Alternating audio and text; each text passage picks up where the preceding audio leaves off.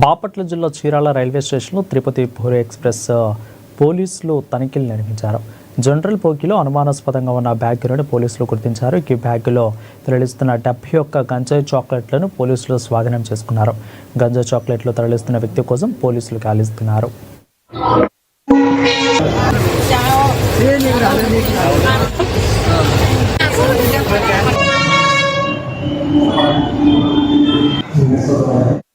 Government యొక్క ముఖ్య ఉద్దేశం రాష్ట్రంలో గంజాయిని నిర్మూలించడం.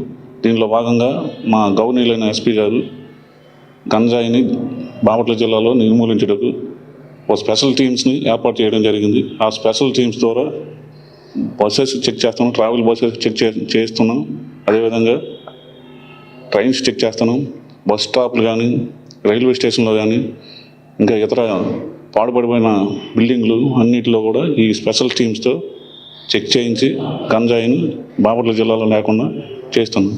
దీంట్లో భాగంగా మేము డ్రోన్స్ కూడా ఉపయోగించి ఎక్కడైతే గంజాయి తాగడానికి అవకాశం ఉందో ఆ ప్లేస్లను డ్రోన్ సర్వేలెన్స్ ద్వారా చెక్ చేస్తున్నాం.